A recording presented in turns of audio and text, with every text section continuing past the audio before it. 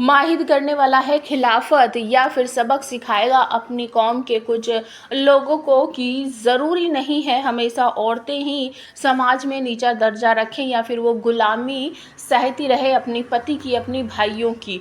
तो इसी चक्कर में उसकी ज़िंदगी में जो नई लड़की आई है उसको हॉस्पिटल लेकर जाता है और उसका ट्रीटमेंट करवाने के लिए कहता है। तो वो कहती नहीं नहीं, हमें आपकी मदद नहीं चाहिए, पता नहीं आप इस मदद के बदले हमसे क्या मांग लोगे।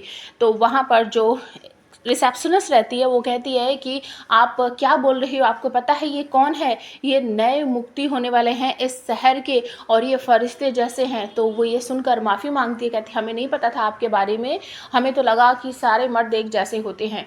वो ये वर्ड सुनने के बाद काफ़ी बुरा सा महसूस करते हैं। उन्हें ऐसा लगता है कि अभी तक जो हमने दुनिया देखी है दुनिया बिल्कुल वैसी नहीं है, शहर के साथ भी इतना कुछ गलत हुआ है और अब इसके साथ भी वो अपनी आप बीती बताती है कि हमारे बाबा पियक्कड़ हैं और हमारे भाई इसी का फ़ायदा उठाकर हमारे घर के सारे सामान बेच दिए और अब हमारी शादी करवा रहे थे, वो भी 50-60 साल के बुढ़े से।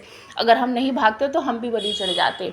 दूसरी तरफ वहाँ पर घर में हंगामा मचा हुआ है क्योंकि दादा हुजूर के सामने शहर के अब्बा जान ने ऐसी ऐसी दलीलें पेश की है जिसकी वजह से कौसर वहाँ पर गुनहगार साबित होती हुई नज़र आ रही है। और जब नाम मुनीरा का आता है तो उस पर भड़क पड़ती है शहर और कहती है कि हमारे अब्बा को हमें अब्बा कहते हुए शर्म आती है क्योंकि इन्होंने हमारी खुद की बहन मुनीरा को ले जाकर पता नहीं कहाँ फेंक दिया और अब इल्ज़ाम हमारी अम्मी पर लगा रहे हैं कि इन्होंने डॉक्टर साहब के पास छोड़ दी है। ये गलत है। हमारी अम्मी 15 साल से आंसू बहा रही है, उन्हें तो पता ही नहीं है कि हमारी मुनीरा है कहाँ। तभी कौसर पीछे से कहती है बेटा सुन सुन शहर, मुनीरा जिंदा है। ये सुनते ही शहर के होश उड़ जाते हैं और मुफ्ती साहब भी यहाँ पर कहने लगते हैं दादा हुजूर कि ज़रूरी नहीं है सारे मर्द एक जैसे हो।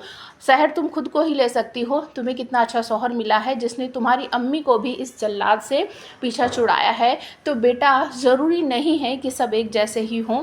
और गुनहगार साबित होते हुए कौसर को बहुत सारी बातें सुनाई जाती है। अंत में कह देती है शहर की चाहे एक तरफ कायनात हो और दूसरी तरफ हमारी अम्मी हो तो हम अपनी अम्मी को ही चुनेंगे और वो नियाज़ी मंजिल छोड़कर चली जाती है।